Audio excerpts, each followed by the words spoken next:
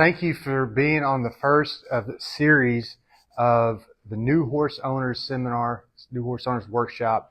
This idea came to us as a group. So I'm the one in front of the camera today, but I'm not the one to take the credit. This is a group effort for sure amongst a few of my grad students. Emily Curran, Hannah Valagura, Emma Farnlocker are a few that were in the discussions about putting this together. And the idea behind it is so many people want to buy a new horse, but they may not have an idea of what goes into that purchase and or what that responsibility is going to be all about. So what we want to do is bring you 4 short series over the next few months and just kind of start to build upon our knowledge of what it's going to take to purchase a new horse. Where this really came to my mind was as a dad with a little girl, and all little girls at some point think they might want to buy a horse. But a lot of the times the parents, they're the ones making the purchase, may not come from that background or have an understanding of what that responsibility is all about. So that's why we're here today, is to give you some ideas about these few little things on what we're going to talk about today. Have to deal with the benefits of horse ownership. And then I always get the question about what does a horse cost? And that's an open-ended question, and maybe the short answer is whatever someone is willing to pay. And so we'll talk about what some of those costs may be and what may affect the purchase price of the horse. Also, once I go to buy the horse or purchase the horse, what am I going to do about that purchase? What are some safety things to do there, some safe things to do? If you're going to be involved with the next 3 series, I hope you are. We've got Series 2, November 9th from 10 to 11. Series 3, January 11th from the same time.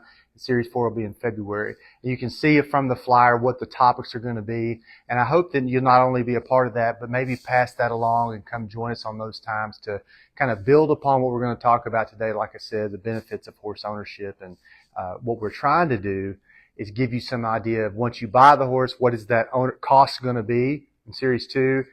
And then if you have a horse, the sole purpose of any horse at some point is going to be to ride them probably. All horses are athletes and are used in an athletic manner. So what goes into the riding part of it in Series 3? Series 4, you need proof of ownership. And then if you're going to not only buy the horse, you're going to have some paperwork involved. But what if you want to go about selling the horse eventually? What kind of goes into that whole process? So that's what we'll talk about too.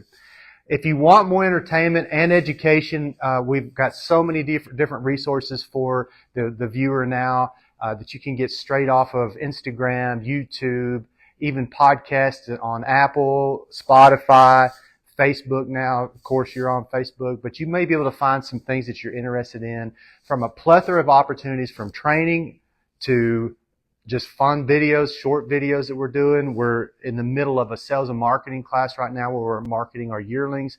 We're putting up daily video or weekly videos about those yearlings. So if you're thinking about purchasing the horse, then those are some things to look at to see kind of how this process goes about. But I would say the 2 best things for you if you're the new horse owner, the podcast has got a lot of different information on it from a lot of different perspectives.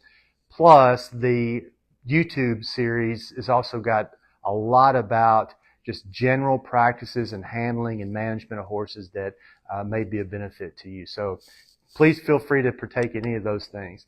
So the first thing I put up here was this. I think this is a great way to start this whole thing about why would anyone want to buy a horse or have the interest in a horse. And I'll give you a little background in some information. This is probably 2008 or 9. My wife and I took a trip. We didn't have kids at the time. We'd take a trip to New York City, go to all the big museums. And I've been a horse person my entire life. I've been involved with horses since I was a kid. People ask me questions like, when did you learn how to ride? I have no idea, because my dad was a horse trainer, and so it just was part of what we did. And so I grew up with that background, and I really thought that everyone had that background. It wasn't until I was probably 10, 11, 12 and started developing relationships with other friends that realized that I was alone, really. There wasn't a whole lot of people that had the background that I had. So fast forward to 2009, I was, young 30s.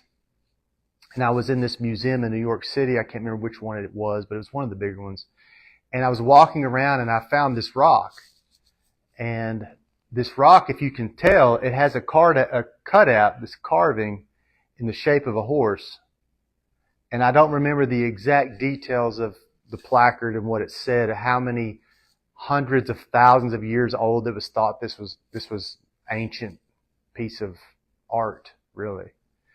And it dawned on me that even before my interest in horses, people have developed this interest over thousands of years, and someone took enough of an interest in horses a long time ago. They were probably watching these wild horses run by and took it upon themselves to carve this horse into a rock.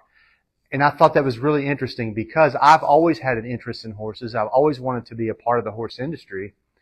And so you may be experiencing a child or a relative or a friend or someone who has that same interest, and it's kind of hard to explain sometimes why we have that interest.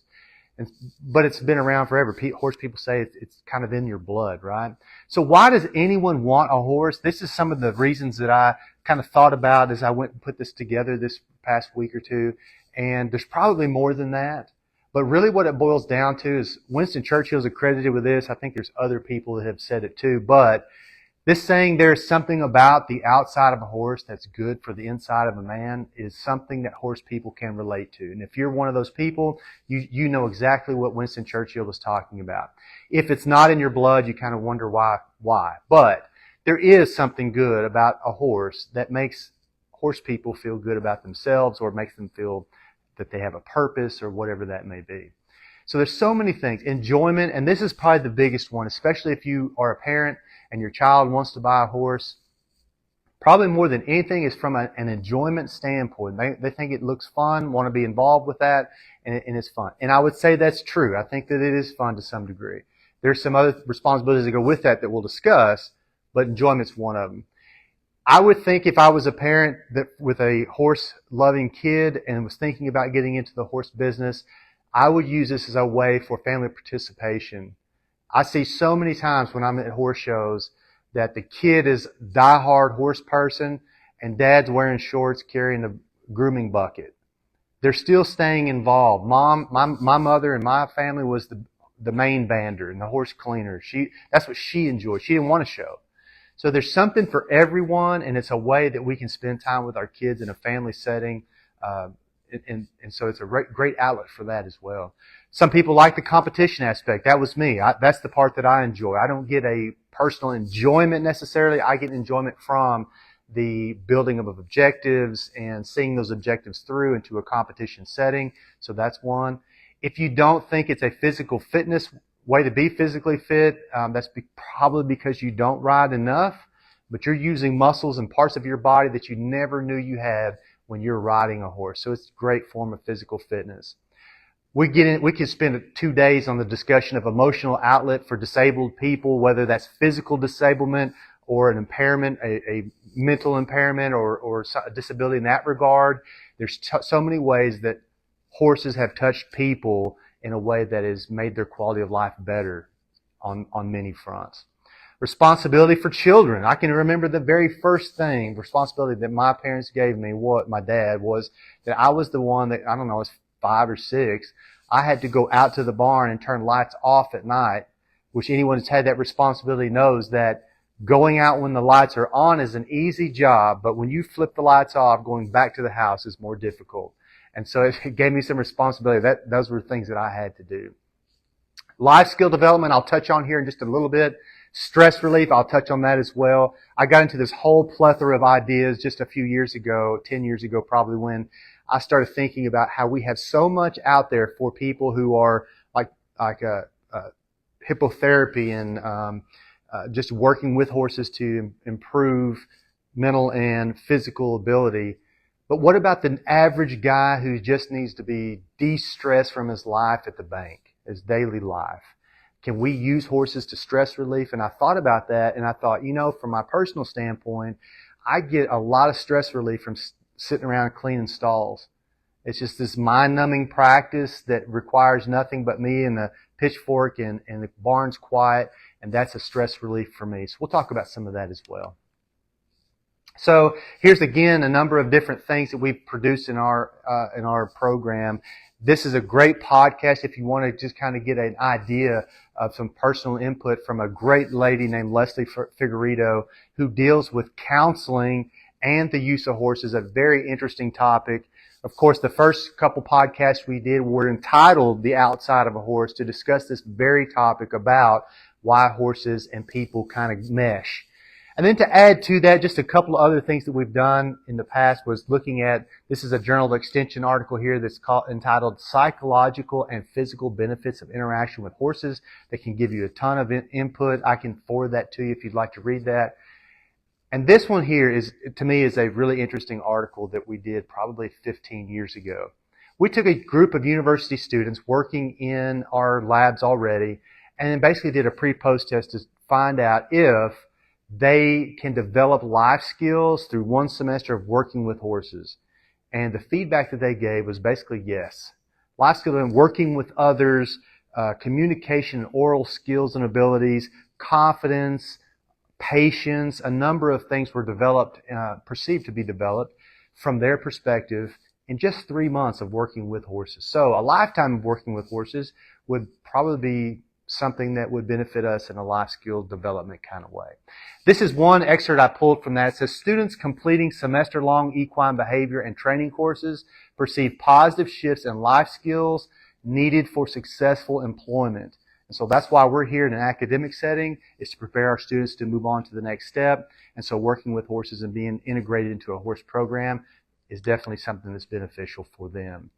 All right, so what does a horse cost? I get this question constantly. I got it last night at a football game. I got 2 questions at a high school football game. How long does it take to train a horse, and what's a horse cost? I got that just less than 12 hours ago.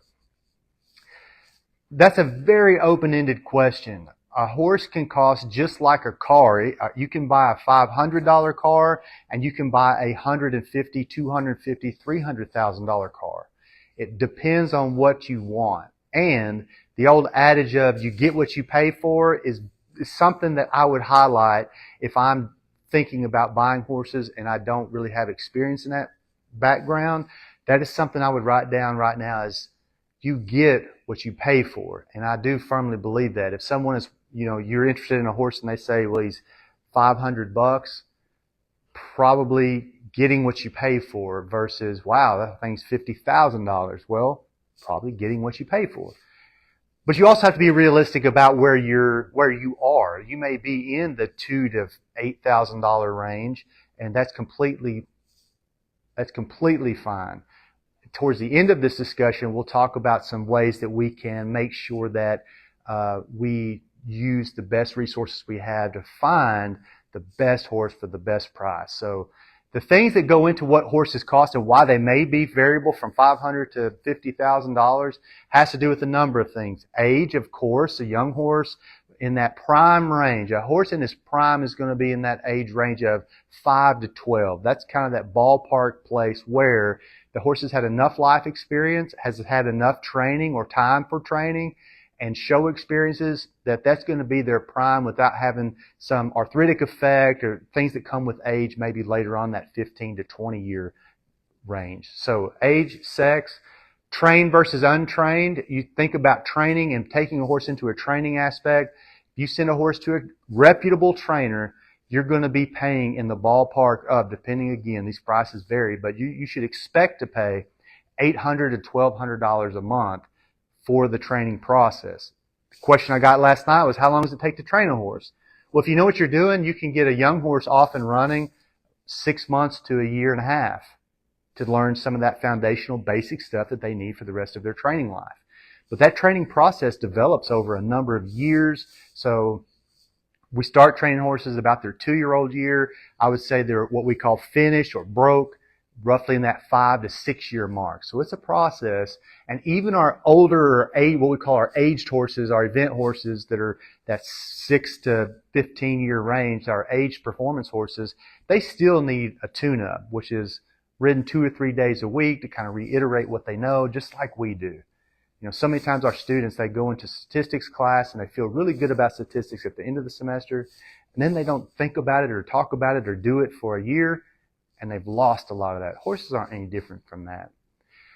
Registered horses versus non-registered horses is going to affect price. Show record, if they have been shown and have a seasoned record, then that is going to affect price. Pedigree is huge in the horse show business. If they're going to be a pedigreed horse, meaning that they have a dam and a sire that are of reputable character and notability, their price is going to be more.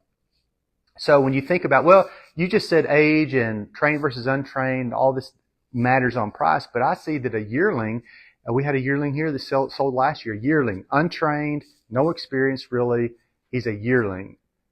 And he sold for $20,000, and it was all predicated on pedigree and what the future could hold for that horse. And so you're kind of selling a dream when you're selling a yearling or a young horse.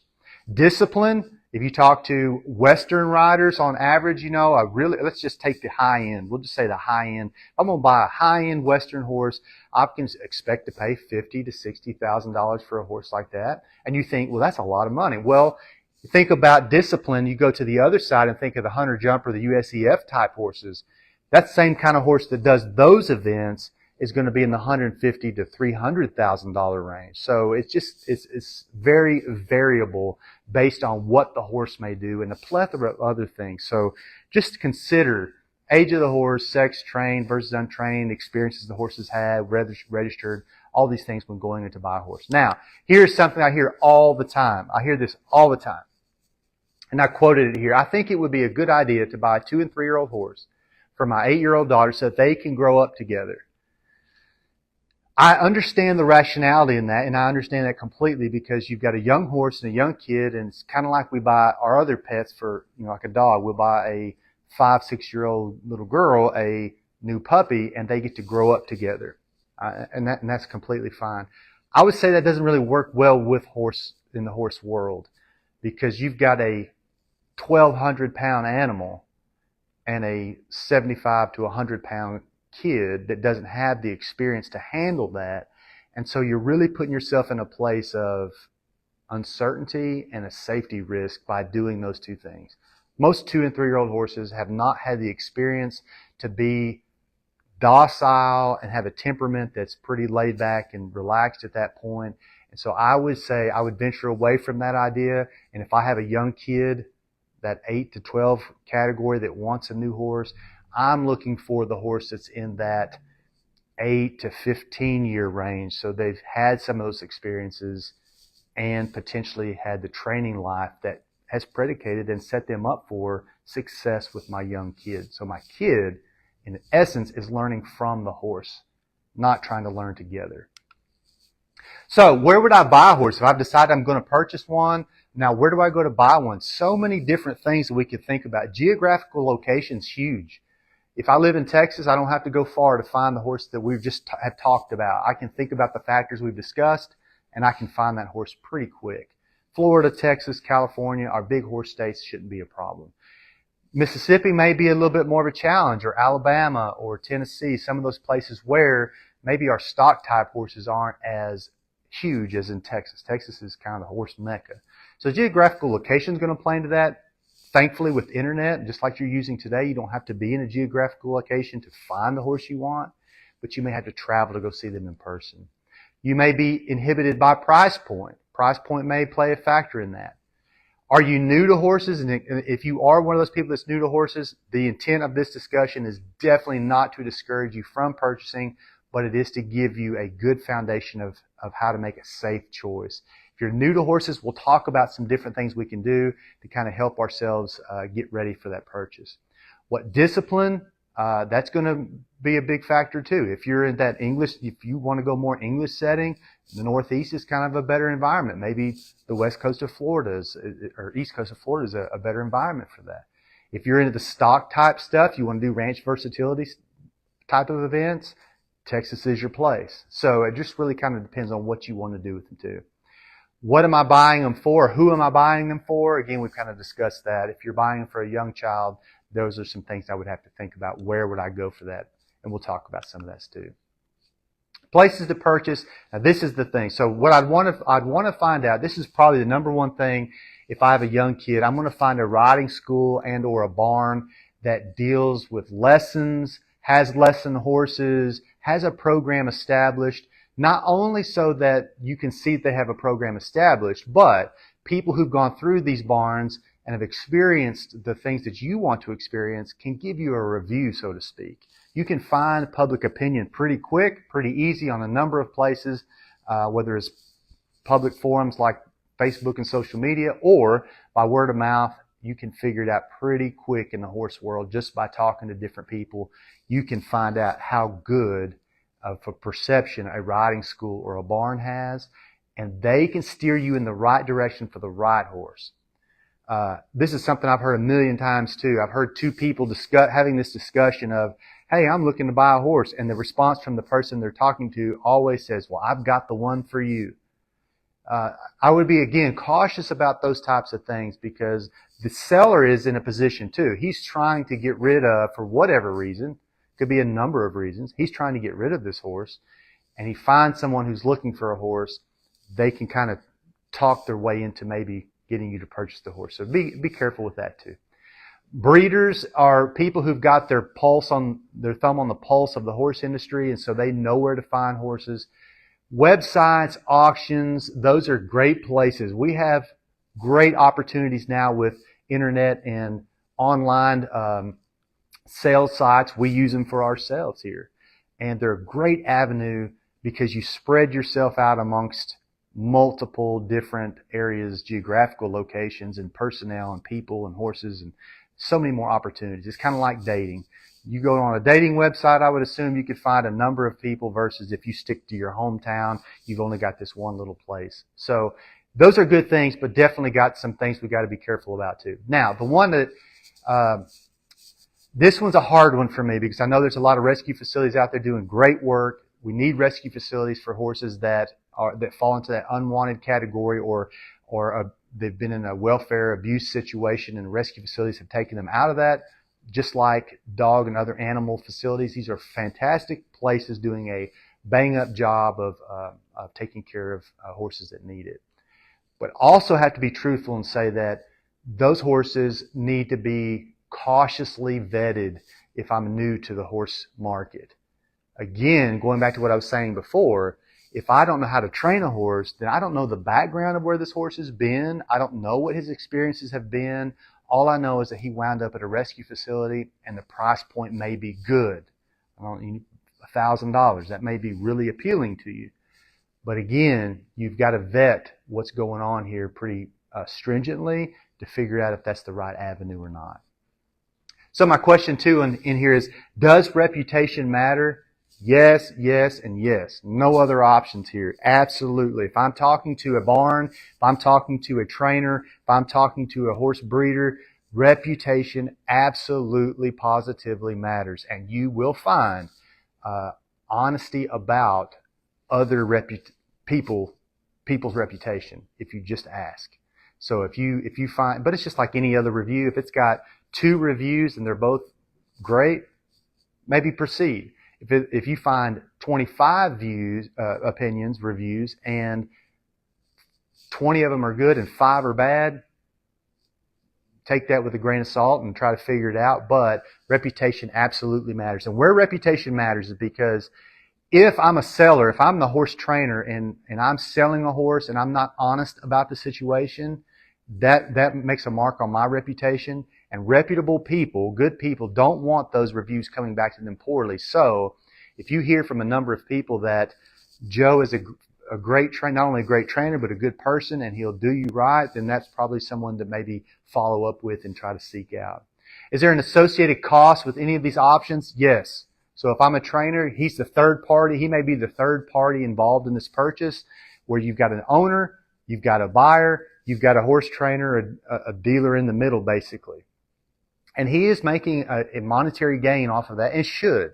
There's nothing wrong with it. He absolutely should. He's using his resources in the horse business to make a living, and that's part of it. So you should expect that there's a cost involved with that they're not going to tell you outright, this is what I'm making more than likely, but just assume that that's what's happening. That's not a bad thing. That's a good thing. That's called capitalism. Does scamming occur? 100%. 100%. I'll tell you a story about a friend of mine right here in Starkville that was looking for a horse, was doing the right thing, calling people, word of mouth, discussion, using websites, doing everything we're talking about. Found a horse that he wanted in Tennessee and called the people. They answered the phone, gave him the questions he wanted.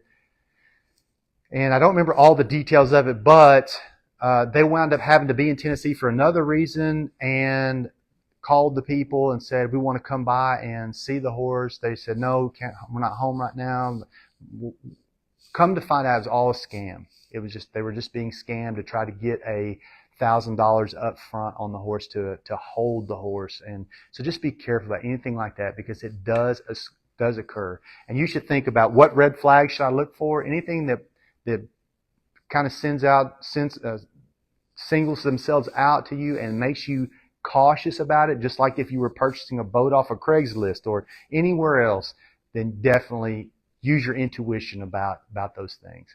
And then if anything else in this whole situation, you want to have a different discussion with me, or a more in-depth discussion about some of this stuff, feel free to call me and talk to me about it, and I'll help you where I can through it. All right, so now you bought a horse. Now what do I do? This is a happy day, but I also remember too, like we bought my daughter her first dog back in December. It was not a happy day for me and my wife for the first month because we didn't sleep. So there are things that you have to consider. Now here's the good news. Almost a year later, I love the dog more than anybody. So the dog has integrated himself into the family, and that's what buying a horse is going to do for you too. He's going to integrate himself into the family in some capacity, but you've got to kind of answer some of these questions beforehand or quickly upon buying. Is, where am I going to put them? Do I have facilities at my home? Do I have land? And a lot of times the reason I put that up there is because people say things like, well, I have an acre, and so I don't have to feed hay. I can just stick them out on an acre of land. That's definitely not the case. You're going to need more than that. But there are some ways to manage small acreage, definitely, but that I would not do that if I didn't have a really good working knowledge of horse management beforehand. Boarding facilities are a great avenue, and this can range again from a realm of cost associated with responsibilities. You can simply pay for a place to put your horse, and then you're doing all the things that go into the care. Or you can pay more, and the caretaker there at the barn does everything for you, and you just come out and enjoy your horse. Who wouldn't want to do that? But there's definitely a cost associated with that. Are there legal responsibilities? Absolutely. When you own a 1,200-pound animal that has free will, you definitely have legal responsibilities involved in this. And we'll talk about how we can mitigate some of those in just a second too. And how often do I care for them? Again, that goes back to the first question. If you are taking your horse to your house and or you're putting him in a boarding facility where you're responsible for the care of the horse, the answer to how often do I care for them is every day, probably twice a day. That includes Christmas and vacations. I mean, someone's got to take care of this horse. So that definitely factors into my responsibilities about this. So responsibilities of ownership, here's some considerations to think about. Majority of horse are owned for recreational purposes. That's about, we think roughly 70 to 80% of horse ownership out there has to deal with just a recreational purpose. I like to see the horse in the pasture. I like to bring him up and feed him apples. I like to pet him. I like to saddle him up once a year and take him for a trail ride. That's recreation, and there's definitely nothing wrong with that. But still, you can't just turn a horse out into a pasture and see him in 2 weeks. There are some things we have to do with him. Here's another conflicting part of this, is the majority of horse owners not from a rural background. You may be that mom or dad that's going to buy a horse for your kid that didn't grow up in that world, and that's why you're here. And that's completely okay. We just got to help you figure out how to navigate this world too. Unique set of responsibilities and liabilities. That's the key word. There are liabilities associated with ownership. You are responsible for a number of things that could happen with this horse. But we can help you on the front end figure out what those things, how we can mitigate some of those problems. And I love this. This is what horses think. You know, they're looking at you and they think, hey, girl, and that's not what the horse means. He means, hey, they want to eat. There's some caretaking responsibilities that have to go into this. This is called a liability exemption for livestock shows and equine activities. In some states, It's called equine limited liability law. In other states, it's called a limited livestock law. And so horses are livestock. They're considered legally to be livestock, so it falls under that state's umbrella of limited liability. But this is how it reads. This is the Mississippi law. It says, warning, this is something we should post. It should not just be assumed once you hear this that you are covered under this umbrella, because you're not. We have to post these things in our barns, our aisleways, our arenas. They need to be posted in places where people can visibly see them. And it says, under Mississippi law, an equine or livestock professional is not liable for an injury to or the death of a participant in equine activities or livestock shows resulting from the inherent risk of equine activities or livestock shows. Now, that's a lot of jargon, and it sounds like a lawyer wrote it. We have to understand what the definition of some of that stuff is, and today we don't have time to go into each one of those things, but there's some questionable wording in there. For instance, an equine professional. What is an equine professional? Many would say that an equine professional is someone who derives an income from the use of horses. So if you're giving lessons to someone, then you're covered. But if you just own a horse and he's standing around, it becomes questionable because you aren't earning an income from the use of that horse. So that's a questionable one. It says that person is not liable for an injury to or the death of a participant. That's not fail-proof. There are definitely some exceptions here. We have exceptions that we have to kind of look at. For instance, I'll give you an exception. If I'm giving a set of lessons, and I have what we call a lesson horse, a horse that many people can use, and he is prone to, every now and then, can get a little wild if a kid doesn't know how to ride well. And so I get a new person come to the barn, brand new, doesn't know anything about horses, and I know that. I look at them, they say, have you ever ridden? And they say, no, I've never ridden a horse. And I put them on this horse. And this horse, because of the fact that they can't ride, it bucks them off and hurts them. Am I liable? And you might say no, because this is, right here says that I'm not liable for an injury to or death of a participant in equine activities. Well, you sure could be, because you have to make a reasonable assessment of rider ability and horse ability before you pair the two. What this really is referring to is that Emily comes to the barn to take a lesson from me. She's a seasoned rider. I know how she rides. She rides well. I put her on a horse that I know that she can handle. And then something happens and bucks her off and breaks her arm. Am I liable? No, probably not, because I made a reasonable assessment of the two. But we drop down the line here, and it says resulting from the inherent risk of equine activities. Well, what is an inherent risk? An inherent risk means that we can control a lot of things, but we can't control everything. There are risks involved with parachuting, hang gliding, bungee jumping, horse riding. There are inherent risks that we assume and take on. But we need to make definitely an assessment of whether or not this person can handle that. So while this is great, you need to have signs posted and wordage in any signed contracts so a lot of times we get people who come and talk to us about they're starting a boarding facility. Well, if you are going to take your horse to that boarding facility, like we previously discussed, you're probably going to sign a contract, a lease agreement, something like that about the facility. If they're really good at what they do, they're going to have this in their documents so that they're covering themselves. So don't be alarmed by that. You should expect that. Let's say that I purchase a horse for a decent amount of money. Let's say that I bought the horse for $25,000, $30,000. I have that money to invest, and I decided to do it, and more power to you. You do that. Do I have a way to get insurance for the horse to limit my potential risk of owning a horse that's of value like that? Of course. A lot of times you have liability insurance coverage through your homeowner's insurance if you're keeping the horse at your home in different capacities, injury, other kind of things. But you need to make sure you check with your insurance agent that those assessments are there. The one that I would suggest more than anything for a horse of value would be mortality insurance. And it's not costly. Depending on the price point of the horse, you may pay $1,000, $2,000 a year to cover a horse that's $20,000 to $40,000 of coverage. So what happens is if something happens because of the inherent risk associated with equine involvement, the horse dies, then you can claim an insurance claim on the horse and not lose your purchase price of that horse. So something to really think about. So taking responsibility, I got to recognize the financial commitments of ownership. And this is the next series that we're going to discuss. It's not for today, but there are definitely a laundry list of things that I have a financial commitment to now that I own a horse. I have to provide reasonable care, and the easiest definition of reasonable care is shelter, food, water. All right, but today we live in a society that is always watching and always recording and always taking pictures. And so if I buy this horse and I think I understand the responsibilities, and then something happens, I lose my job, or something happens where those risks or my financial obligations go up, but my income is going down, it makes a lot of sense that my family would eat before my horse. That makes total sense to me.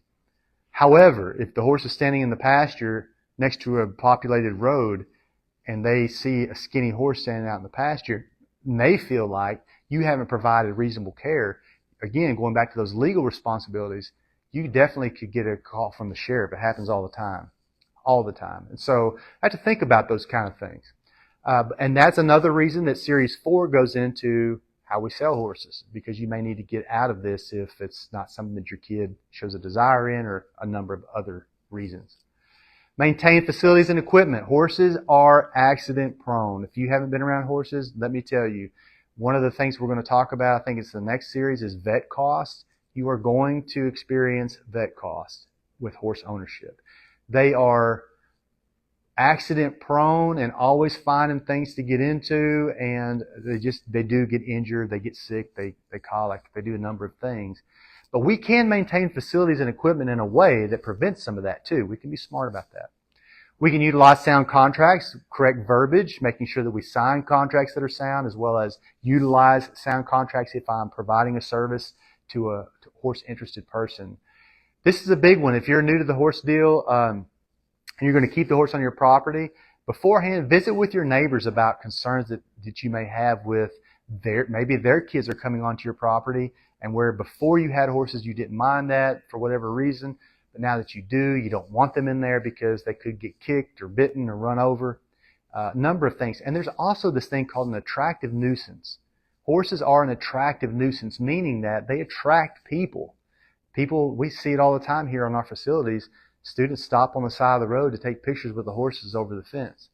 But they could get bitten, they could get kicked through the fence, they could hurt themselves in some way, and there is some legal discussion there of who's responsible for that. So I would make a clear, conscious effort to discuss with my neighbors so that if anything does arise, at the minimum, you said, well, I had this discussion with you on April 10th of 2022, and you didn't abide by it, and this is why that happened. That might be able to help you some. You could seek legal, financial advice before a problem has a chance to occur. That would be a really good thing to think about too. All right, so moving forward, if you have a need for additional resources for educational purposes, that is exactly what Extension Service is here for. It is exactly for the novice horse person looking to buy, looking to get into horses, and looking to compete. We've got so many resources for you if that's you. We can help you find trainers. We can help you find lessons. And again, going back to geographical location, that may be more of a challenge for some of you than it will be for others, just depending on where you live. But we can help with that. I mentioned online resources. We're building that social media content, constantly trying to come up with different ideas and new ideas for online resources that are absolutely free, and so they could be of value to you. Extension Service, like I mentioned. And then the last but not least, with anything, if I pick up any new hobby or any new thing, experience and time is the absolute best teacher. So it just takes time. Don't expect to be the best competitor if you move into that arena.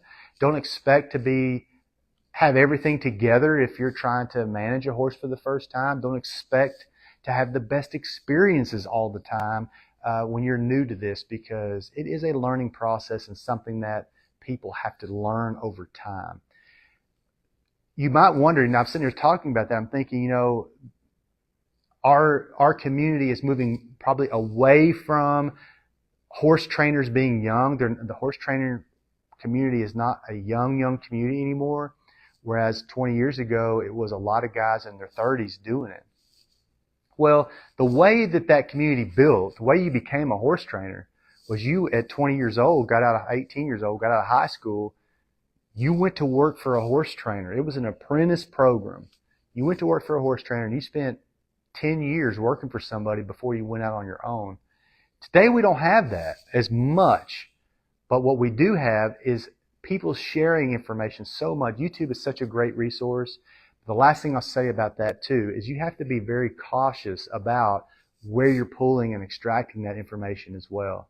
Just because there's 400 YouTube videos on how to halter a horse doesn't mean that there's 400 correct videos on how to halter a horse. So you have to sort through that stuff too. But experience and time can be a great teacher. This is the last thing I'll leave you with today is whenever we work with horses, we have to be cautious about these types of pictures and perceptions. We have a number of people that consider lots of different things abuse in the horse business and probably could rightfully be considered abuse. I'll give you an instance. Wearing spurs, using spurs. Spurs are a tool. I say this all the time. Spurs are a tool. They're not a weapon. So if I use a tool correctly, then it's a good thing. Just like I need a hammer, I use a hammer. I can use a hammer incorrectly, and I can use a hammer appropriately. And so but the perception of someone seeing you spur a horse or do something to a horse that is in the training regimen may be of question to them. So you have to be aware or must consider welfare at all times, especially as people walk around with their phones all the time. The rodeo world comes to mind so much because of how rough it can look. We consider bucking horses rough stock. They're being handled a little rough. But those horses are bred and made to buck and want to buck. That's what they're bred to do. We just need a better understanding probably and be cautious about how the public might perceive some of those things. So definitely be cautious and aware of that as you go. That is the topics I had for Series 1. If you joined us and stayed through to the end, I would love for you to scan this QR code and take the survey for us because there is we want to document what you guys think about what we talked about today so that we can build this to be better and better every time. And there's just some questions on there too about how you would learn through this process that we want to document as well. So please take time. It won't take you 2 minutes to do that survey. It's short. I think it's like 5 or 6 questions, not very long. It can all be done online with a few clicks and be done pretty quick. Make sure to join us on Series 2, the cost of ownership. Now, maybe this talk has got you thinking about what's to come. As far as ownership goes, we'll highlight some of that. That's on November 9th, same time, 10 to 11. And if you have questions about anything we've said today or want to share some ideas or discuss with me, please email me or if you email me and set up a time to discuss, I'll definitely be happy to call you and talk to you about it. But I thank you for joining us on the Series 1 of our first Facebook Live event, probably, hopefully, many more to come. If you have questions, comments, and want to leave them in the discussion part of this Facebook Live, we can monitor those and we'll stay on for about 5 minutes to answer any of those that you may have. If not, have a great Saturday, and we'll see you November 9th.